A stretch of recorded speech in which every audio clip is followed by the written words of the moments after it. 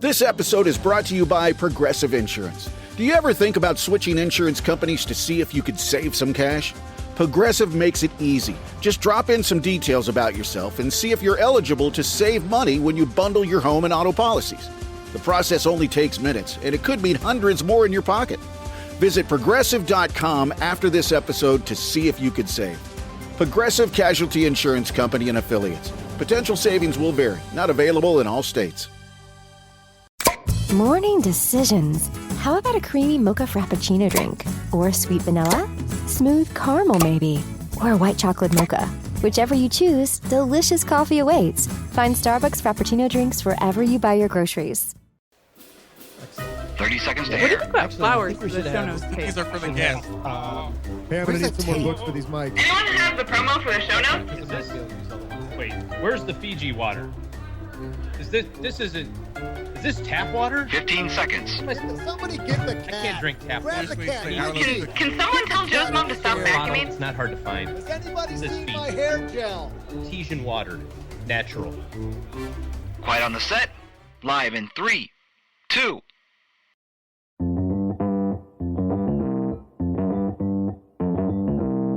Live from Joe's mom's basement, it's the Stacking Benjamin Show.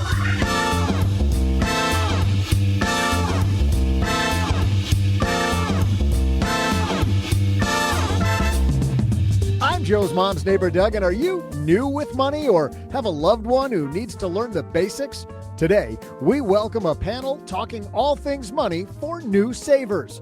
Joining us, say hello to the author of the hit new book, First to a Million, Dan Sheeks. Plus, a woman who teaches people about money every day and with her children, it's CFP Katie Brewer. And our own guy teaching 3 kids about money, OG. But that's not all. Halfway through today's show, we'll see which of our contestants can slay my diabolical trivia question. And now, a guy who someday will learn about the basics himself, it's Joe Saul-Sehy. Hey, Stackers. Happy Friday to you. I am Joe Saul-Sehy, Average Joe Money on Twitter. And you know what's funny, Doug, is when I was a financial planner, we used to have, Fridays out, happy hour after a long week. And we'd have these fun discussions about things your clients would not want to have you say. Like when they would say, man, I'm new to this. They wouldn't want to hear you go, yeah, that's 2 of us, So I hope I know, to your point in the intro, I hope I do know the basics. If I don't, our whole panel's in trouble. Actually, they're not in trouble because it's not my panel. We do have experts here with you today. Let's introduce them. First of all, the guy across the card table from me, Mr. OG is here. How are you, man? Just another beautiful day in paradise. The key question for you is, how do you teach a kid to not run the car through your garage wall? That is like the key question we're asking you. I think my proudest moment of that was when my daughter said, Daddy, you didn't use any bad words that whole time. That very, very well might be a win for you, especially, I think. And the gentleman is here all the way from Denver, Colorado. It's about time we had him on. We've been talking about having this guy on forever. Dan Sheeks is here. How are you, man? I'm doing okay. I'm kind of freezing my butt off. It's 9 degrees here in Denver right now, and it's snowing as we speak. So, God, I feel bad, Dan, because it's only like 72 here, and I'm freezing too. It's like horrible. I did put the air conditioning on. It was getting a little sweaty. Yeah. Well, let's talk just a second, Dan, not about the weather, but about your book, because you're creating Sheeks Freaks. Am I wrong? You are not wrong. You are dead on right. Sheeks Freaks, they're out there. And you are you're a high school, or were a high school business teacher. Tell everybody about your background and why you decided to teach kids about financial independence. Yeah, I still am. I still am a teacher. I've been a high school business teacher for 20 years, all here in Colorado. So I've been working with teenagers for a long time. It's what I do all day, every day. I love working with young people. And I've taught classes like entrepreneurship, personal finance, and marketing. So that's kind of my jam, is talking to young people, getting them interested in their financial future, trying to incentivize them to take action now rather than later. And that's really what the book is about. The book is specifically for young people. And it does have some basic personal finance education, in it, which is very important. But really my book goes to that next level and talks about early financial independence. What is that? How would you achieve that? What are strategies, topics, concepts around early financial independence or early financial freedom? You yourself got interested in reading the introduction to your book. You got interested in financial independence. How did the light bulb come on in Dan Sheeks' head? Yeah, it was a combination of a few things happening all at once. I met my wife. This was about 8 years ago. She was just starting to get into real estate investing. I had one property at the time. We found a community called Bigger Pockets. We found a community called Choose FI. And we went down that rabbit hole of early financial independence, real estate investing, passive income, mindset, entrepreneurship, the whole thing, and never looked back. And that's the story. That's super exciting. And the amount, by the way, you can accomplish in 8 years, I would think is just amazing, just with mindset. It is. At this point, 8 short years later, my wife is retired. I'm semi-retired. I work half-time as a teacher now. I run the community on the side as more of a passion project, and we get to be at home pretty much all the time with our son, which is huge for us. We're super happy you're here with us. Let's introduce everyone to the third member of the panel. Anybody who's been a Stacking Benjamins fan for a while knows this woman, and she is a frequent flyer card to our Friday episodes. CFP Katie Brewer from Your Richest Life Planning's here. How are you, Katie? Yeah, right here. I've got a secret frequent flyer card. I'm doing good. You are raising kids of your own. Are they teenagers? I've got the one in middle school, which is the funnest years when everything you do is wrong and everything is met with humongous eye rolls and overreaction. It's fun stuff. No. The best part's coming. Yeah, that's what I hear. My spouse, Cheryl, and I met coaching middle school track, and maybe it's because I wasn't the parent, but it was super fun coaching middle schoolers. I absolutely love those days. So yeah, they're little weirdos, but they're fun to be around. We've got Katie here, who's teaching a weirdo, Dan teaching a bunch of weirdos, OG with 3 weirdos. Is it polite to call kids weirdos? I don't know. Freaks. Little we should call them Ferraris. freaks. Call them freaks, yeah. Yeah, we'll call them freaks. We'll call them Sheeks freaks in the making. So, or Ferraris going through OG's garage, one of the two. But before we do that, Katie, it's been a while since you've been on. Did you know that before we start every episode, we have a very important discussion? I do now. Yeah, we always talk about this. In business, there is no room for guesswork. Every shipment matters. Every deadline counts. And when you're trying to keep operations running smoothly, the last thing you need is uncertainty.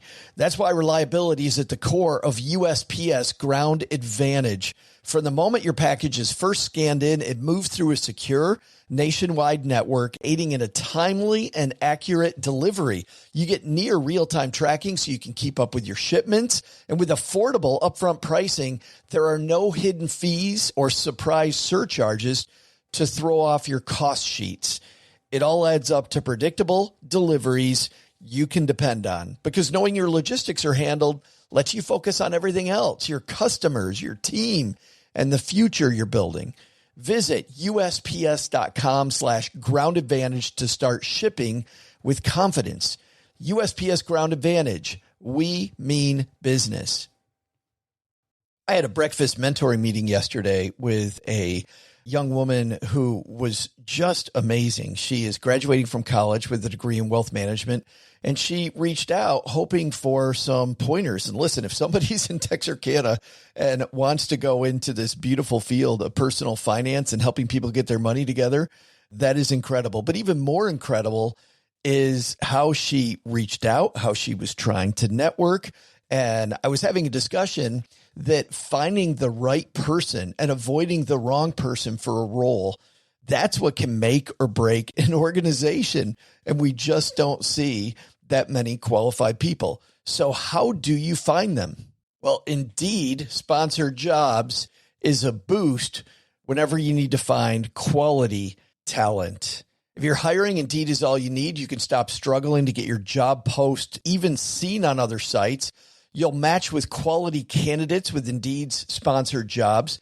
Get matched with and hire quality candidates who can drive the results you need. Reach candidates who meet your specific criteria like skills, certifications, or location. It drives me crazy when I'm matched with all kinds of people who aren't a fit. I don't have that kind of time. People are finding quality hires on Indeed right now. In the minute I've been talking to you, companies like yours made 27 hires on Indeed, according to Indeed data worldwide. Sponsored jobs posted directly on Indeed are 95% more likely to report a hire than non-sponsored jobs. Spend less time searching and more time actually interviewing candidates who check all the boxes. Less stress, less time, more results. When you need the right person to cut through the chaos, this is a job for Indeed sponsored job. And here's what's cool, Stackers.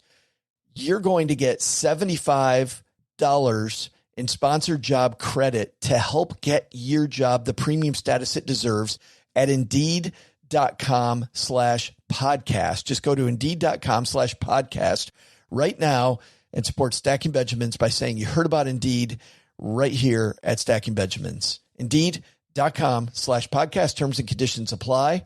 Hiring, do it the right way with Indeed. Wasn't that important?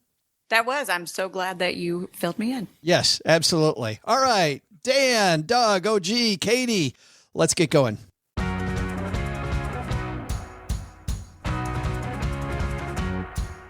Our discussion is going to focus on a piece that I found from the Ramsey Company. Long time since we've talked about Dave Ramsey on the show. We're not going to really talk about Dave Ramsey as much as we're going to talk about this piece because it kind of addresses where we're headed.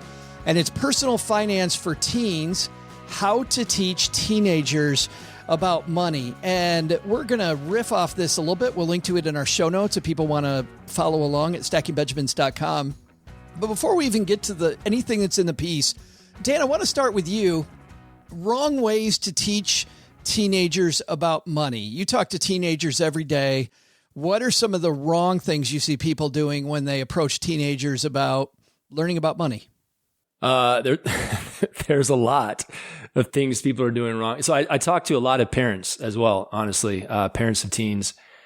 Yeah. So if you have a teenager and you want them to fail with money, then I would say, don't let them get a part-time job. Don't let them get a credit card. Don't let them pay the bills of the household. Don't have money conversations. I could go on.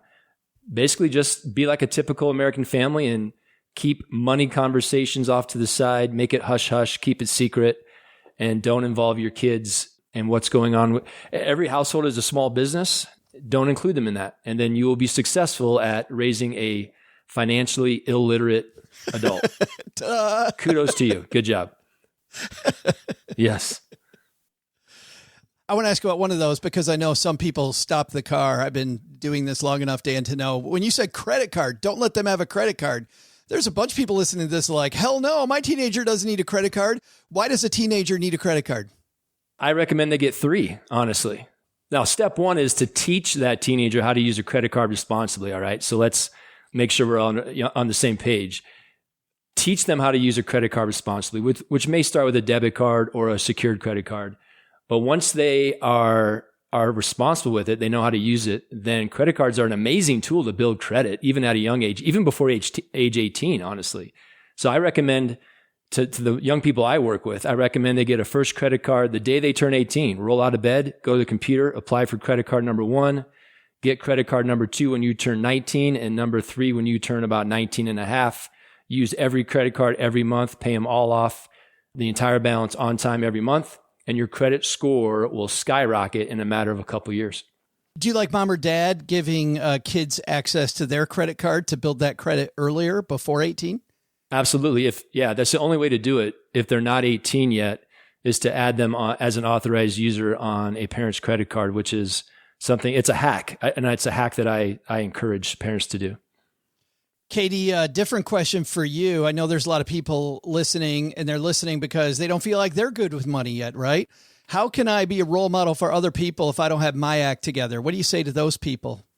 I feel like if you discuss what you, like how you learned about money and then what you've learned over the years, even if you're not like perfect with money, I feel like that helps just instill the ability to have conversations about money and just not avoiding it.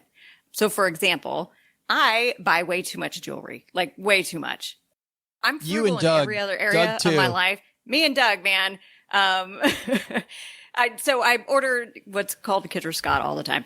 And I tell my daughter, like, hey, this is my one thing that I do. I really don't spend money on anything else. So you're not going to see me walking in the door with like 3 Starbucks a day.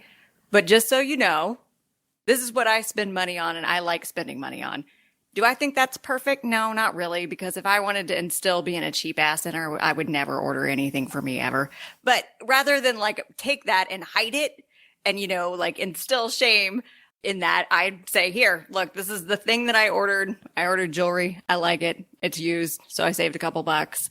But, you know, decide what's important to you and you can spend money on that. But then you've got to cut back on everything else. Oh, gee, it's interesting. You know, you and I have been friends for a long time. And when you're taking the family on these trips in a plane, there's not a lot of families that go on vacation on a plane. Like teaching them not just about money, but about how this is not what their reality might not be this right out of college. Like, how do you have some of these experiences you have with your kids and at the same time, you know, make sure they're grounded when it comes to money? 27 years, 9 days, and 11 minutes. But who's counting? How many friends? How much time we've been friends? Oh, he's got the counter running. He's like, but it feels longer than that. But it feels far longer. You know, I think it's funny because obviously we have a pretty open, maybe not obviously, we have a pretty open money type conversation going on in our house all the time.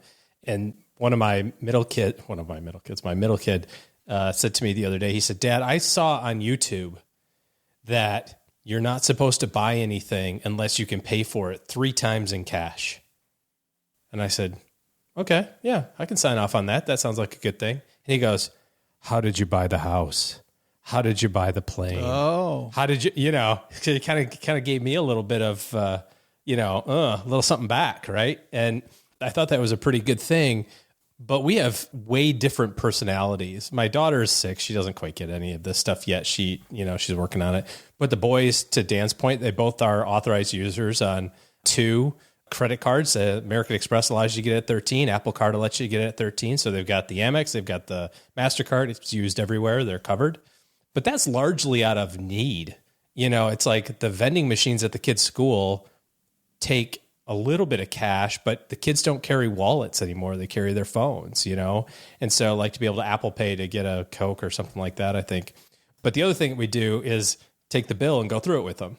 We don't necessarily make them, pay for everything that they spend, and that sort of thing. But we do go through it with them to say, okay, so $2 3 times a day, I've noticed you must be really hungry at lunchtime. Is there something else we can do at lunchtime as opposed to eating 2 bags of chips and a Coke? Which is fine. I'm okay with it. But, let's explore how that is $30 a week and, that's $100 a month and that sort of thing. There's no nutritional discussion there. Yeah, also maybe just a skosh of that. But they're teenage boys. I think my oldest the other day ate like 2 cheeseburgers, a protein shake, 2 peanut butter sandwiches, and a bowl of ice cream for lunch or for dinner. And was like, Dad, I'm still hungry. Was there anything else? Like, there's some salad. He's like, ugh. I'll just have Girl Scout cookies. I asked for food. I know, I asked for food, not rabbit. Salad is what my food eats, Dad. Anyways. Yeah, Dan, in that question that I asked Katie and OG about it was interesting hearing like where their 2 answers melded, which was much more around just having open conversations, right? Katie talking about buying jewelry, OG having these discussions about how we afford some of these things. Do you agree this is much more about the discussion than about being right? Oh, yeah. Yeah. I mean, I think if you have kids at home, it absolutely starts with discussions. And there's so many different topics around money that we can discuss with our kids that are interesting. It doesn't have to be boring, like, just data-driven conversations. Like Katie's propensity to buy lots of jewelry. That is an excellent teaching moment. I teach and I write about in my book, it's okay to spend even lavishly on things you value because you should. And so Katie loves her jewelry. She values that. She spends a lot of money on jewelry. That's okay. But she's not spending money on things she doesn't. I'm a little disappointed, Katie, that I don't see a lot of jewelry on you right now. A couple earrings, I guess. Where's your tiara? Got a little bling. Where's the bling?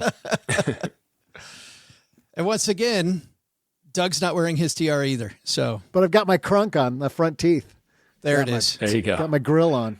Yeah, have discussions about why do we spend money on this and not that? Or as a parent, why do you spend money on this and not that? For me, I could match Katie's example by saying I live in Colorado and I love to mountain bike. So I have a very expensive mountain bike. So if my son asked me about that, I would say, well, I spend a lot of money on that because I use it all the time and I love that hobby. But you won't see me spend a lot of money on clothes or food or jewelry, I guess. So, it's okay to spend money. You absolutely should on things you value as long as you have it. And then, going over the credit card statement, conversations in the house with his kids, looking at each line item and having discussions around how can we save a little more money? What's another option instead of what I see here is maybe not the best way to do it. Let's talk about some other options that may be better, may help us save some money. It does start with conversations. Absolutely. Just the other day, we had the opportunity, teenagers are not really fans of talking, except talking back. That's their favorite activity. But they usually do it in a grumble, like mumbling type of way, just far enough that you can't swat them for talking back, but close enough that you can hear what they're saying. But on occasion, you get that kind of perfect scenario where the iPhone has died, you're sitting in traffic, and the song sucks, and they have to engage in conversation. And the other day we were talking, my son and I were talking about taxes. And, taxes are not a super fun topic to talk about at any time, but it is tax time. And he just asked a real simple question, which was, how do I know how much to save for taxes? How does that work? Because he's going to start working this summer. He's 15. And so he's like, what's the mechanism for that? And it was a real tactical question, but it was something that was really interesting for him because he's our one that kind of plans and is a little bit of a worrier. And it's like, I wouldn't know how to think about this. And I said, oh, well, when you get paid, they take a little bit of money out of your paycheck and you're responsible for kind of keeping track of it. But, at the end of the year, they send you a statement and so on and so forth. And he's like, so if I made $1,000 a week, I might only make really 800. And I'm like, yeah. He's like, oh crap. So that's like that, all of a sudden, and then I got to save from that. And I said, well, now you get it, and so you can use a lot of those real life things that we go through as parents and as adults to have as an entree into kid world. I had a client, OG, when I was a financial planner who would deduct taxes from their kids' allowance. Yeah. We do it for Halloween candy. He would withhold taxes and the kids would get mad. What are you doing? And it would go into a giving jar and then they would decide where to give it later on. But he wanted them to know that the tax Department of Defense. That's right. He's sending it to knock down more balloons over Michigan, making sure nobody's spying. He's sending it to on Doug. Urban Development or whatever. I want to dive into one thing, Dan, that you talked about, because it's the first thing that the Ramsey organization puts on this list of things to teach kids about money. They start off with earning money. Dan, is that where you start? Is teach your teenagers about earning money? Is that the first step? I would say so. I mean, it's not the first step, but it's when they get old enough to actually say, do some chores around the house or perhaps get a part-time job, then I strongly believe that you should, as a parent, you should almost require them to do something. It doesn't have to be, even if they're just babysitting a little bit or mowing a lawn for a neighbor, they're earning some kind of income so they can get that value of $1 and really know what that feels like. But many young people some of them are extremely busy with sports or clubs or church, and that's great. But there's always time to do something. Some of them have a lot of time on their hands. And so a part-time job or a full-time job in the summer is something they absolutely can and should do. And so I highly recommend that. And, like Josh was talking about his son getting a paycheck and taxes are withheld automatically. And so getting an actual W-2 job, I think, is awesome. That's a great way to do it. But then also having conversations with your teenager or child about what are some entrepreneurial ways, some side hustle type things you could do to earn some extra money, like babysitting or mowing a lawn or shoveling or walking some dogs or house. There's so many examples that are more self-driven. YouTube gamer. Yeah. Fortnite streaming. A legitimate way to earn some money. Yeah. Yeah. But mom, I'm going to be an influencer. I'm an influencer. I've got 7 followers on Twitch. I got 7. Yes. Yeah. Like, same here. Well, no, that's what I'm saying. They could have Twitch, people following them, and they are an influencer with Minecraft. They could be making money and playing games. Katie, what do you think about that? Oh yeah, that's apparently my my niece and nephew. That is what they're going to do when they grow up. I hope that works out for them. The key, Katie, the key with Minecraft is to trick them into teaching you how to make TNT, and then make it, leave it all over their map, and light it up and watch everything explode. Are you kidding me? And then you go, "Oh, I'm sorry, I didn't know," and then they're back to the square one again. That is so evil. You're the worst, Josh. I know. Boy, I can't figure out why OG's kids don't want to talk to him. Why they grumble. I have a video of actually doing that where the kids, I think the boys were like, we had just moved to Texas, so I think they were like 6 and 4, and they're like, no, just sobbing uncontrollably because that is amazing. I TNT'd all of their. I was like, I didn't know. I thought you were just supposed to dig with this, and they're like, that's activating the TNT. Hey, if you guys don't mind, I have more questions about earning money. Katie, I realize this has turned into Minecraft pod. Welcome to Stacking Minecraft podcast. Katie, earning money. Kids start earning money at a young age. What are we teaching them about life? What are some of the skills you think that teaches kids by having a job? You know, one of the things Josh was talking about how he has a worrier. I also have a worrier. So I think honestly, like having her just do something that's not the thing that she wants to do with her entire life, that she might not be 1,000% perfect at, but just something that she can do and she can earn money from, I think is super helpful. There's a lot of like children's personal finance stuff that talks about boring adult stuff that has nothing to do with them. I think as soon as they have a little bit of income, then suddenly the amount of interest goes from 0 to maybe like 90. Then they're a lot more open to like actually talking about, okay, well, what do I do with this? And do I need to set things aside? And how much should I be spending versus savings? And you've probably been talking to them about that the whole time, but it's a lot more relevant to them as soon as there's actually money in their pocket to make those decisions with. Oh, gee, I think there may be a bigger downside just listening to Dan and Katie. Might be a bigger downside to not having your kids bringing in money. Like, I feel like if they don't have any work experience, they don't have any experience bringing in money, then these skills they need to learn that float downhill from that, right? About saving, about not wasting money, like those, you can't teach any of those if they're not bringing in money. We've paid the kids for just about everything except doing the dishes and making their bed. You know, anytime they do anything around the house. In fact, almost now, we just had it a couple of weeks ago. My son wanted to buy an NFL jersey. And I said, okay, I think that's or a sweatshirt. And I said, it's a little silly. You know, you live in Texas, you're growing like a weed. But yeah, you should definitely spend a whole bunch of money on it. And B wanted to, so that's fine. And I said, well, it's got to be your money. And he said, well, how many windows would it take? And I said, well, how much do you charge me for a window? And he's like, $10. And I'm like, no way. And I like went back to my phone. And he's like, $8? And I'm like, not listening. And finally we got down to like 5. And I said, all right, 5. And he's like, Dad, 6. That's a lot of windows. And I said, okay, we can do 6.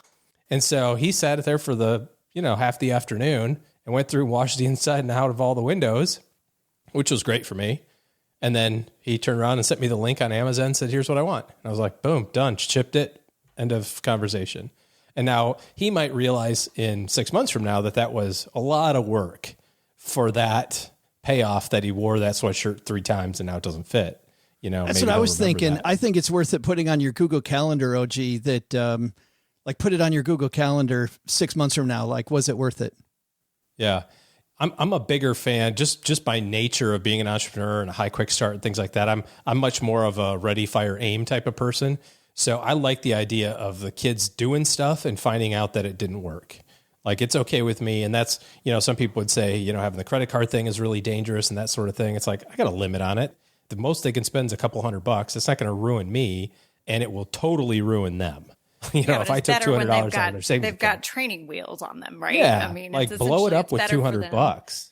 Yeah, it's better for them to learn those things when they're like 15 through 25 than it is for them to not know anything I mean, I work with a lot of younger clients, and I have some people that like never took out a loan ever, didn't have a credit card. And oh my God, it takes so much time to like undo the fact that their parents just told them never to do any of those things. Or the other side of that, that's all they know how to do is take out loans and credit cards.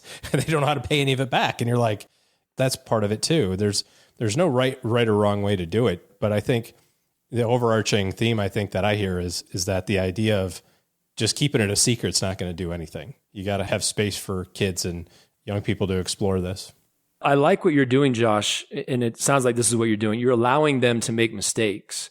Yeah. And I tell parents I work with all the time, you have to allow them to make mistakes when they're in the safety of your household and when they do have those training wheels and those oversights in place. Because once they're out in the real world, if they learn from their mistakes, then it's going to cost them a lot more money and set them back even further.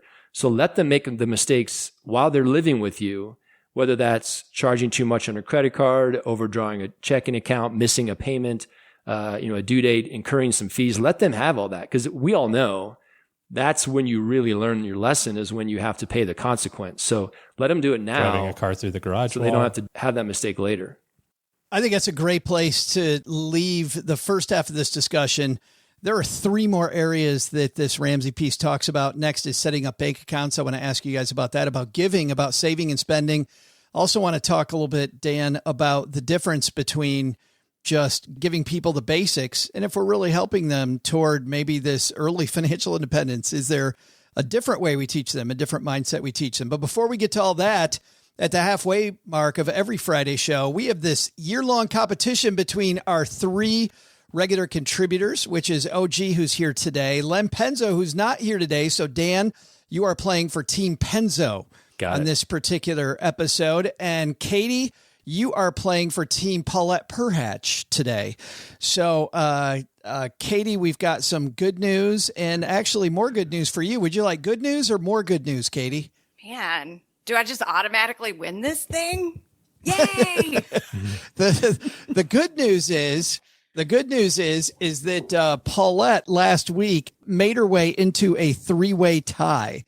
And because Paula Pant was so bad the first half of the year at this trivia competition, that when Paulette took over during Paula's sabbatical, that you still get to go last. So you get to hear what everybody else guesses.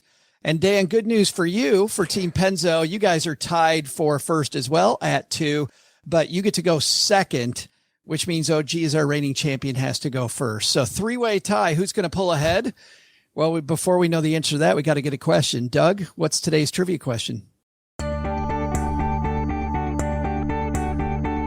Hey there, sports fans. I'm Joe's mom's neighbor, Doug, and talk about lessons. Here's a lesson that every teenager should learn. Never answer the phone when telemarketers call. I should know because I'm now the proud owner of an extended warranty on the El Camino.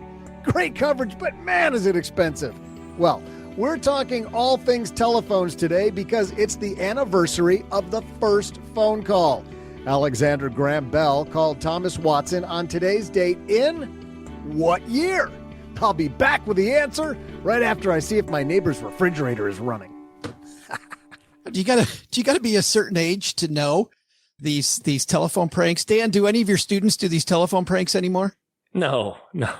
Oh man, no. I mean, caller ID. Kids don't talk on the phone. What are you talking about? No, they don't. They don't. They text a random number. Is your refrigerator running? Yeah.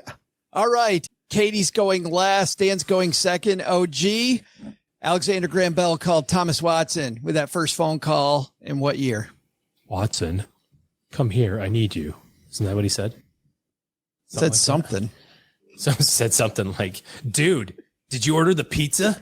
Right. It's here. So iPhone in what, 06? Are you working backwards from the iPhone? Be patient. We got time. Settle, peanut gallery. Did you guys used to have the thing where you could call? We used to be able to do this. You could you hung up, you could hit the receiver a couple times and then you could dial your own number and it would ring your own phone. Yeah. You know what I'm talking about? I don't think so. We did not have this remember fancy that feature. Yeah. We were was excited cool about the second line when we got internet. So woo. Yeah. No. That it wasn't a second line. It was like some glitch or something where you could like, if you did it in a certain order, then you could hang up, call your own number, and it would ring. And so you could ring the person downstairs if you were lucky enough to have two phones. We were. Is this stalling while Josh is like having an assistant look up the answer to this? I have no assistant. ChatGPT is my assistant today, but he is not answering. So I think the answer is before 2006, somewhere before 1990, there were phones. 18 and 84. 1884. 1884. Dan, you think OG's early, late? I think he's a bit early, but to piggyback, we're going to get off tangent, but to piggyback off Josh's little trick, I do remember when you could, if someone in your house was on a phone call, you could quietly pick up the other phone. Yeah. It would click, but if they didn't, you could just listen in on their conversation. Yeah. Which usually wasn't really that good, but I'm going to guess. But how about the times like when I was a teenager, Dan, I'm old enough that you're sitting there having a conversation with your girlfriend, meaning nobody's saying a word. You're just listening to each other breathe, right? For 20 minutes because you're in middle school. Bragger. And then mom, I'm just impressed that you had a girlfriend, Joe. That's good. Jeez. I'm right here, Dan. I'm right here. But you're like, Ma, hang up the phone. Ma. No. She's trying to make a call while you're talking to her. Yeah. Yes. So embarrassing. Anyway, continue. But deep down, you were relieved because now the phone call had to end and your awkwardness was. Well, no, then she down. would. Well, yeah, she would hang up and then we could just both talk about how dumb our parents are, which is fantastic conversation. Topic of discussion. I don't think that's ever. Yeah, that one's never died. Trivia. I bet they were doing that in 1884, even without phones. OG. I'm going to go 1920. 1920. 1920 for shot in the dark. Call. Shot in the dark. Katie Brewer, what do you think? I'm going to say 1912. Splitting the difference. Is there a reason, a thought process? No, actually, I was thinking somewhere around 1910 to 1920, and Dan just, robbed that from me. So I'm just going to go a couple years earlier. There we go. That was very friendly. At least you didn't nudge up next to him with the ear right next to him. All right. We've got them locked in. We've got 1884, 1920, and 1912. Those are our three guesses. We'd love to tell you who's right, but we don't play that way. We'll be right back. Insurance isn't one size fits all. That's why drivers have enjoyed Progressive's Name Your Price tool for years now. With the Name Your Price tool, you tell them what you want to pay, and they'll show you options that fit your budget. So whether you're picking out your first policy or just looking for something that works better for you and your family, they make it easy to see your options. Visit Progressive.com. Find a rate that works for you with the Name Your Price tool. Progressive Casualty Insurance Company and Affiliates. Price and coverage match limited by state law. You didn't start a business just to keep the lights on. You're here to sell more today than yesterday. You're here to win. Lucky for you, Shopify built the best converting checkout on the planet. Like the just one tapping, ridiculously fast acting, sky-high sales stacking, champion of checkouts. That's the good stuff right there. So if your business is in it to win it, win with Shopify. Start your free trial today at shopify.com/win. OG, you kicked it off with 1884, and apparently Dan and Katie both think that it was significantly later than that. What do you think? I think it's in the 1880s. It's like 1880, 1890, somewhere in there. I don't know. Dan, you feeling pretty good? No, not at all. Katie, you at all confident with the year the first phone call happened? I have a lot of really random facts in my head, but things about phone companies and years of when phone service started are probably not. If it were about jewelry, my expertise. Yeah. When about did financial planning or jewelry or being married to an engineer. What year was Kendall Scott Jewelry Company founded, right? Kendra, not Kendra. I don't even right. Oh, get it right, Dan. You idiot. Jeez. Golly. Dan. Not going to be part of the jewelry freaks. They'll be part of the five freaks, but not the jewelry freaks. Well, let's see who's right. Is OG closer in the 1800s, Dan 1920, or Katie around 1912? Doug, you've got the answer, man. Hey there, stackers. I'm telephone prankster and party line aficionado, Joe's mom's neighbor, Doug. We all know that the first call was from Alexander Graham Bell to Thomas Watson, but what most don't know was that the second call was a butt dial from Bell. You know how hard it is to butt dial a rotary phone? Maybe no truth to that, but on that first call, Bell said, "Mr. Watson, come here. I want to see you." Of course, Watson hung up before finding out that he, too, was being offered an extended warranty from Bell. But that's history. So when did this phone call happen? It was today's date in the year. Well, I'm not going to say that. What I will say was that Dan was 44 years off, Katie was 36 years off, and OG was just 8 years off because the first call was in 1876. Earlier than any of you guys thought. The phone's been around forever. Well, he calculated all of that from when did the iPhone come out. Starts with the iPhone. Yeah. All came Take from the the square iPhone. root of iPhone. You totally get it. It's obvious. It's all science, people. That whole segment is science. Speaking of science, the second half of the show is brought to you by Magnify Money. Dan, you know what happens when you go to stackingbenjamins.com/Magnify Money? I don't. Let me know. Oh, man, you're missing out, Dan, because what you'll find out is that those brick and mortar banks that a lot of people bank at, nowhere near as good as many of the online banks that are available. Higher interest rates, lower fees, tons of benefits.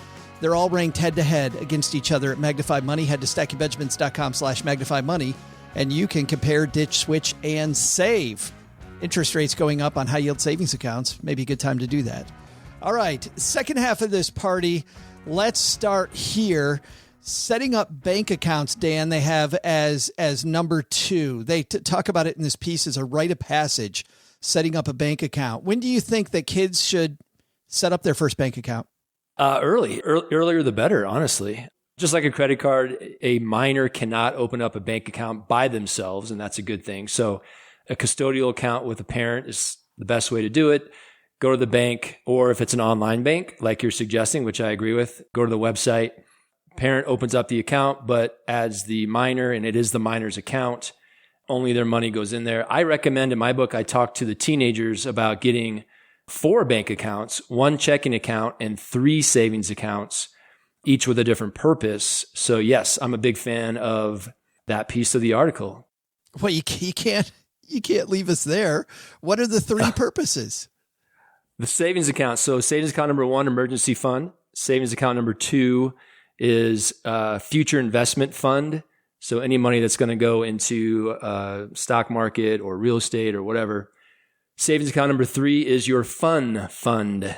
Something you're saving up for, like a trip or an NFL sweatshirt or a bike, something like that. I like the fact that you separate those 3 accounts. And I'm sure the lesson here is not in setting up the account. It's about getting money into them. How do you encourage kids to save and use these accounts more? So for me, that goes back to a concept that we probably are familiar with called pay yourself first. I think that is probably the most important topic I talk about in my book, teaching our children, our teenagers about the concept of paying yourself first. So every dollar that comes into their life, a certain percentage goes into those savings accounts. First funding the emergency fund. And I believe, let's train our young people just like they would be in the adult world, 3 to 6 months of your expenses in that emergency fund. Once that's funded, then you can be putting money into the other 2 accounts for future investments and fun stuff and getting that habit started early. Dan likes this, Katie, for teenagers, but as he's talking, you like that for adults too? 3 separate accounts? Yeah. I mean, I always have them do at least 2. I feel like having emergency savings mixed in with the fun money is just, it's not a great way to go because they get blurred and all of a sudden vacations are coming out of emergency savings, or they just don't know how much they actually have saved for like the trip to Hawaii or something, or Disney World or wherever it is that they go. And also I like being the financial planner that gives people permission to use their money and not just like, you always have to be investing it. And so I feel like that's a really important thing to, if no one's ever taught them that before, to teach them it's okay. You can actually use some of your money. Just don't use all of it. Yeah. Reach the goals and then live your life. OG. So my comment on the bank account piece is I love setting up a bank account for kids and as quickly as possible showing them how little money they're making by having their money sit in a bank account. Like sitting there being like, oh, hey guys, look, get your bank statements. They came. Look at that. You made 1 penny this quarter. Ooh, good job. Nice. Now, how many years will it take at a penny per quarter for you to have more money? And they go, this is sucky. I want my kids to recognize that you have to have savings for emergencies, but no other purpose. Like all of the rest of your money, if it's goal related, needs to be invested. And your best place to put your money is in the ownership of great companies and all of the companies that they do business with every day, right? We were talking about Minecraft. The kids do business with Xbox and Microsoft. They do business with Apple and Amazon. All of these places that they already do business with, we want to be owners. And I got lucky in that my boys were taught this like from 2016-ish through 2022. They watch nothing but the market go straight up. Then they got a great lesson in 2022 when the market went straight down. So that was a good part of that as well. But I want that transition to happen pretty quickly. Not that we have this rash of people in the United States or across the globe having way too much money in their checking accounts. Like that's not the issue that we have, of course. But the earlier that they get started on that compounding journey, the better for sure. But this is a great question, and not just about teenagers, but we did a story a few weeks ago about the fact that Gen Z has done a great job of investing, has done a fantastic job investing. And a lot of people credit that to the fact that the stock market has gone up a lot during their lifetime. Until last year, it just continually went up. So it was natural to want to get involved in that. And plus, with the advent of zero fees and the excitement of Robinhood, right? We see a lot of teenagers that look at this as fun. And man, investing, I could get rich tomorrow when you couple that with social media. So here's my question to all three of you. Is it better to start on the investing end with a teenager with the Robinhood approach? And let's learn a little bit about individual stocks when you're young and maybe get your butt kicked. Go ahead and do the options trades on Robinhood or whatever you're going to do and get smoked and realize that might not be the way? Or is it better to start off with index funds and the slow and steady approach and diversification's the answer? Dan, let's start with you. That's a good one. I would agree that today's youth, so Gen Z, which is like 15 to 25, they're definitely investing more than previous generations because it's so easy to do that. And when I teach my classes, and when we start talking about investing, I always ask, how many of you currently are investing in the stock market? And it used to be only 2 or 3 in a class would, because they had to do it through their parents. And so if their parents weren't involving them, then they would not do that. But nowadays, it could be as many as 50% of my class. That's exciting. Maybe not quite that much. Yeah, but that's still They're great. investing. Well, it's exciting, but it's also their methodology about how they go about it isn't always sound. So right.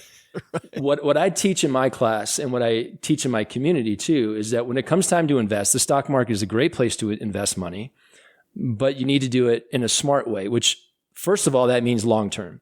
If you're going to invest in the stock market, long-term is the way to go. If you're trying to do short-term investments, buy, sell, day trading kind of stuff, data shows you're going to lose money and you're going to lose it pretty quick. So what I tell my kids, and in First 2 Million, I write about this as well, is that index fund investing, low-cost index fund investing is the proven method to invest in the stock market in the long term that's going to kick everything else's butt. So that's where you should go. Now, that said, when I talk to the young, I say, many of you are going to listen to that. You're going to understand that, but you're going to say, I don't care. I want to try it my way first. And that's okay. I did that, right? They want to go invest in Tesla or Apple or, you name the hottest company that they're thinking about. And they want to try to make money, say day trading or, whatever they might want to do. And so I say, that's okay. Just don't invest any money that you're not okay losing, and try your strategy, see how it works out for you. And it might work for a while. It might even work for 2 or 3 years. But eventually you're going to learn the lesson that isn't going to work compared to an index fund long term. So the quicker you can go from where you are now to index funds, the better. Some of you are going to listen to what I have to say and you're going to start right there because you don't need to learn your lesson and you don't have any interest in playing around. Some of you, it's going to take you a few years before you learn your lessons enough that you're like, okay, I guess index funds, as boring as they are, they're not sexy. That is the best way to go. And, I talk about how Warren Buffett says index funds are the best way to invest for 98% of Americans. So I give them the freedom to do what they want because, again, it's their money, it's their life. But I'd tell them the quicker you can get from where you are now to the index fund strategy, the better. Katie, on board with that? Yeah, I always say, why not both? They can put money in the boring things because it's good to kind of build that habit. But I feel like also it gets them more involved when they can pick things that they're interested in. And sometimes just having that sparks being more interested in finances in general. So I'm like, it's just a behavioral thing. If they want to go put, a couple dollars in Tesla, can kids even afford Tesla stock? They have to split it, between 100 friends to buy a couple of shares. I don't know. But I'm like, hey, if they're going to invest in things that they're interested in, but maybe also put some stuff in the boring, tried and true things, then I feel like at least that gets them interested, which is a lot better than most people in this country are doing. OG? I'm such a big fan of just letting kids nuke themselves that I love watching the train wreck. So we started, Joe, you actually turned me onto this Stockpile, which was a company that we recommended for a really long time for, individual stock purchase. They changed their model. Not a big fan of it now. It is what it is, but it allowed you to sit with your kid and, or whomever and buy the brands that they recognize. Kids recognize Minecraft. They don't necessarily know Microsoft, and they know Call of Duty. They don't know Activision. I'm just making that up. I don't know if even Activision's a traded company, but anyways, so they can see those things and go, oh, I do business with those entities. So we did that early on. And like I said, we just got lucky and had a lot of success, in the stock market overall. So it was pretty easy. Amazon, Apple, Tesla, Google, Facebook, Netflix, you name it. Then the market started getting volatile during COVID. And my cautious child, the older one, was like, Dad, I looked at my account, it went down a whole bunch, but it went up and then down. I'm freaking out. And I said, well, there's another way. And so we talked about that. He's like, yeah, let's do that. But Dad, I heard about this thing. It's called, you probably don't know it, Dad. It's called crypto. And I was like, oh, tell me more. I was wondering how many kids that raise their hands. Yeah. In the class. Tell me about that. And he tells me all about it. It's a new thing. And I'm like, cool. That's how much are we investing? And he's like, well, there's a company that's coming out. It's called Coinbase. They do it. And I can get it right away. It's like $300 a share. I said, how many shares you want? He had $1,200 in his account. He's like, I'm going to take 2. And I said, all right, so let's do it. I'll make sure it happens. So it IPO'd, and I texted him. I said, hey, it IPO'd at 300.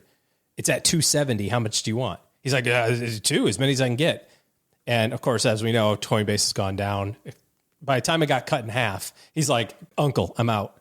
I just lost more money than it takes me 3 years to earn in birthday gifts. I'm out. I get it. So I love the idea of giving them permission to do what interests them, do a little bit of both. But I'm going to try to tilt the scales in the favor of get smoked early just so that they learn the lesson with the $100 so they don't have to deal with it with the thousands. When do you bring up index funds, though, like Dan talked about? You got these two choices. When are you sharing that part of the equation with them? Well, as it evolved with my kids, because we were able to start with Stockpile, and then the volatility is really what did them in. And, just having that conversation about, you own this a little teeny tiny bit of this big company. That's great. But wouldn't it be better to own a little bit of all of the companies? Surely there's something that's doing well today. Yeah, restaurants suck, or hospitality, hotels are terrible during COVID, but Peloton's doing great. Oh, maybe we should have some of Peloton. Like, here's the way to do that is you own this one thing, this one line item that has, 14,000 different positions in it, and you own a little bit of everything. So that convinced Josh him. tricks them by, I am 100%. No, absolutely. First. And then he's I want them to be fooled. Yes. Yes. That's the only way you can learn is experience. So experience with losing your money. That's why we do the dad buck thing, which we've talked about before. I don't give my kids real money. My kids get fake money because I want them to have the experience of losing money, but not the real experience of losing money. I want them to misplace a fake $10. All of a sudden it's mine. Huh? Tough crap. Oh, you left it out. Yeah, you left it out. You didn't take care of your stuff. There's so many things on here. I'd like to talk about saving and spending, how to teach budget to teenagers, things teens waste money on. There's a whole long list there. We got to have you guys back to dive into all list those. Is endless there.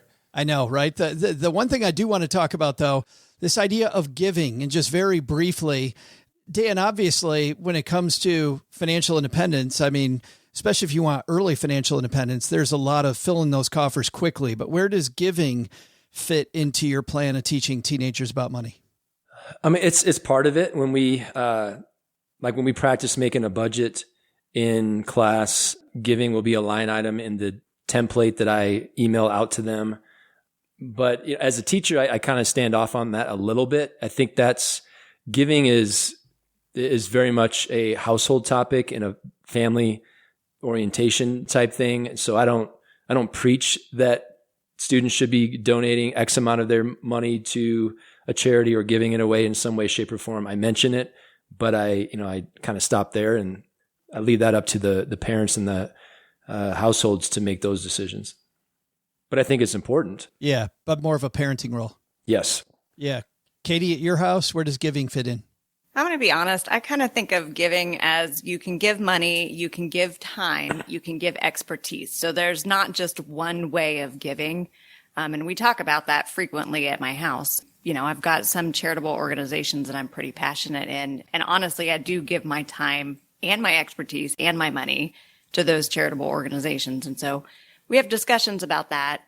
But also I don't know, I'm not a huge fan of this is the rule. You must always give X% to whatever.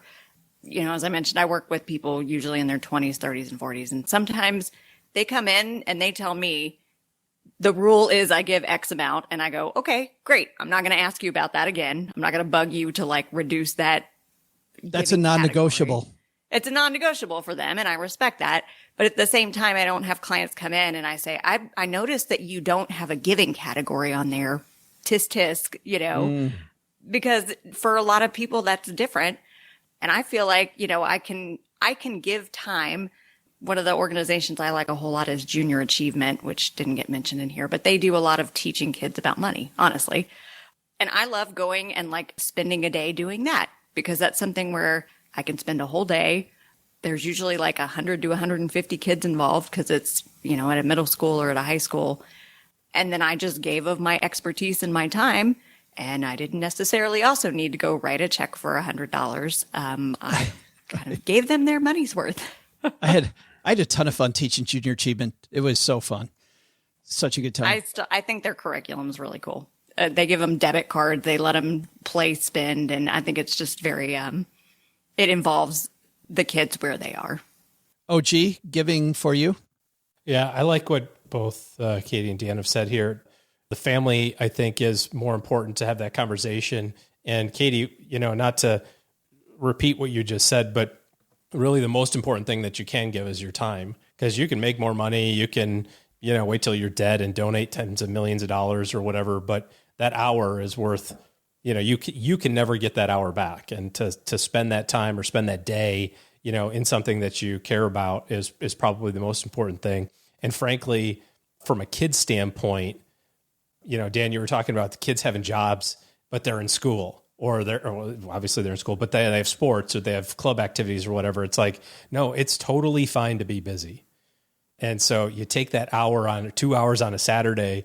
My son and my wife are involved in YMSL, which is a service organization for moms and their sons. And it's sometimes dragging him, it's dude, you got it. Let's go. He's but I've got so much to do. It's I understand. But this time is more important than all these other things, and helping kids understand that the time piece is is the hardest thing and the most important thing to recognize, is probably more than, whether or not they give $5 to a charitable organization that they care about. So you're going to have every college alumni association sending you hate mail after this, Joe. They're like, we don't want your time. We want your stinking money. We want your money. Well, college, that is true. But for most organizations, like, what are we good at? Like, we're good at writing. We're good at social media. We're good at financial planning. Like, imagine I could give a couple $100, or I could teach them how to get the word out better about their organization, which is what, I do locally. Yeah. I give some money, but I give a lot of time. And Chris Field was on the show recently. We did the Rewind episode with him just recently, talking about, for a lot of people, giving your expertise way better than just giving a little bit of money. So I agree with that. But you're right. The college just wants my cash, Katie. That's what MSU's never called me. They don't want your stinking time. Yeah, Michigan State University's never called me asking for me to go play football for them, which I'm still waiting because I'm available. But yeah, your eligibility's burned up, bro. I just have one more question, Dan, and it's for you, and it's specifically about your book. What's the difference in the basics that we talked about today and turning somebody into a freak? If somebody as a teenager is going to be a freak and go beyond the basics today, what's the difference there? That's a good question. So first of all, let's just call this what it is. My book is a book about money written for teenagers. And you can give that to 100 teenagers. How many of them are actually going to read the book? Probably 5 or 10 at the most. So knowing that when I wrote the book, I think parents can incentivize kids. Like if Josh said to his son, hey, if you read this book, I'll pay you $100, and it'd probably be a good investment. Be a good book. $100, he pays no more than $6. We got $6 a chapter, maybe. Come on now. Well, there's 30 chapters, so you just. Oh, there it is. It's even better. Crap. So the type of teenager that would read my book is someone who's very motivated. They're exceptional. They're very different in that they do want to learn about their financial future now, even though they're young. So they're freakish. They're different, right? That's where the theme comes from. And so the book does talk about basic personal finance, a lot of stuff we chatted about today, but it goes into that higher, I call it like AP level personal finance stuff around early financial freedom. So I talk about what are the other options that you could put yourself, other pathways you can put yourself on other than the 9 to 5 till you're 65 grind. What are ways you could reach that point of, quote unquote retirement, otherwise known as financial freedom? How can you get there well before age 65? Things like entrepreneurial mindset, frugality, side hustles, passive income, real estate investing, house hacking, all these different things that are talked about in the communities that we know and love, but are very, very rarely talked about in regular conversations that normal people have. So if a young person is motivated to go on that path, and it's pretty easy to get them interested in something about that idea of being able to maybe even retire before their parents, then this is the book that they should read.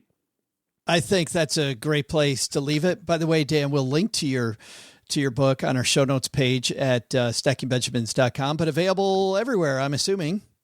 Yes, everywhere. First to $1 million. We just heard a little bit about what Dan's doing. OG, what do you got coming up this weekend, man? Spring break, bruh. Gonna go shred some, I don't know. Money? We're going skiing. Yeah. Also, I'm shredding money. Absolutely. 100%.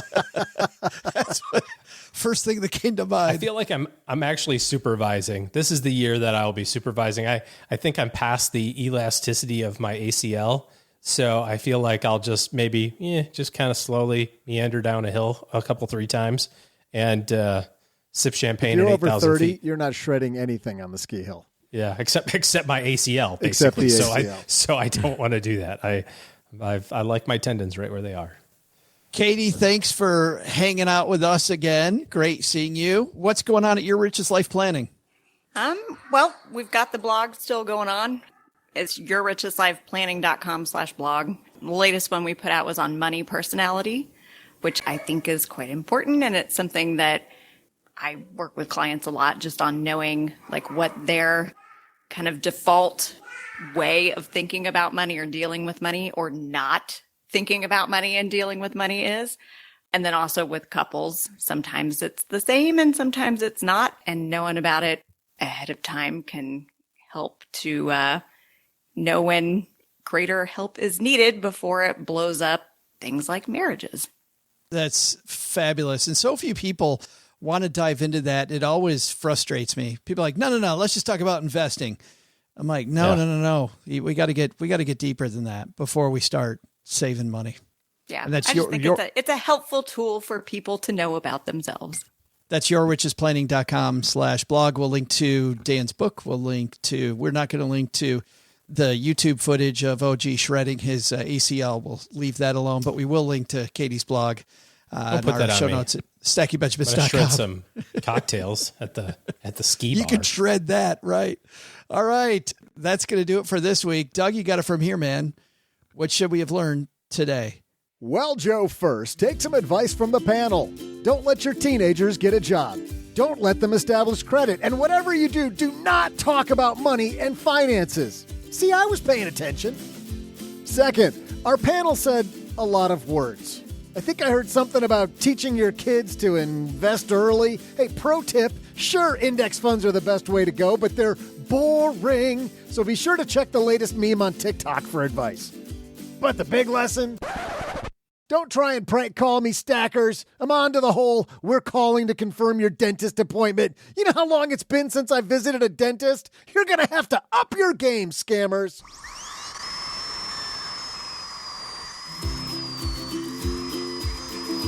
Thanks to Dan Sheeks for joining us today. You'll find Dan's book, First to a Million, A Teenager's Guide to Achieving Early Financial Independence, wherever books are sold. We'll also include links in our show notes at stackingbenjamins.com. Thanks also to Katie Brewer for hanging out with us today. You'll find Katie at yourrichestlifeplanning.com. Thanks to OG for joining us. Looking for good financial help? Head to stackingbenjamins.com/OG for his calendar.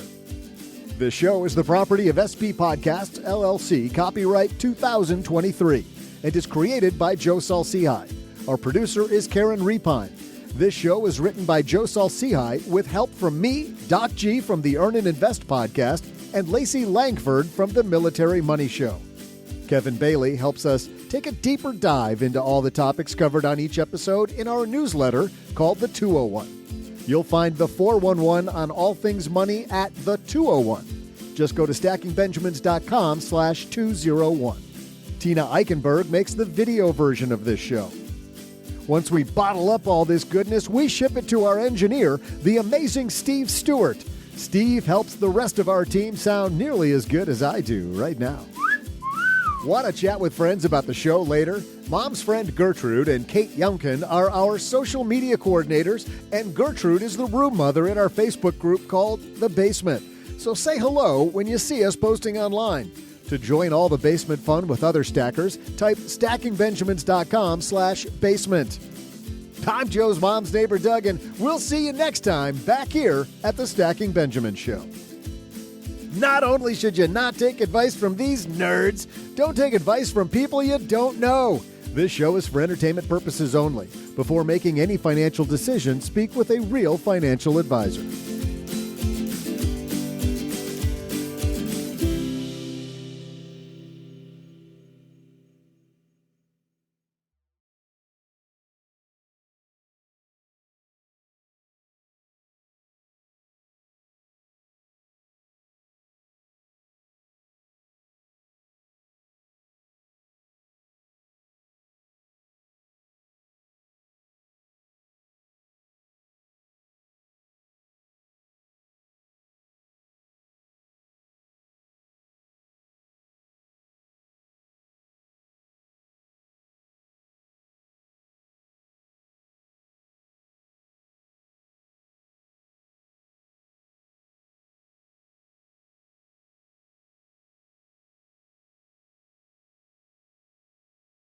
Welcome to the after show.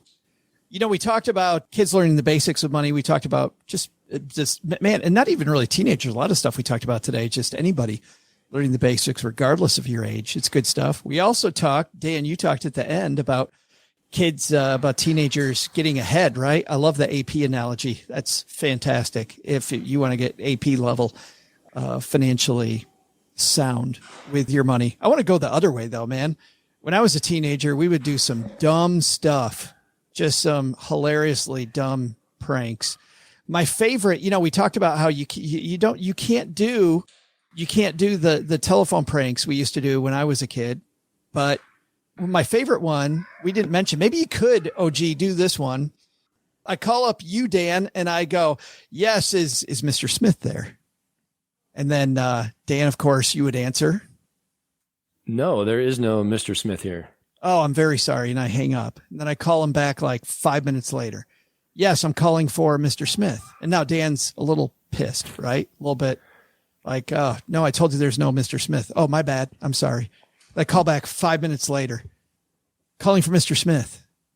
I told you twice, kid. Stop calling for Mr. Smith. Like, stop it."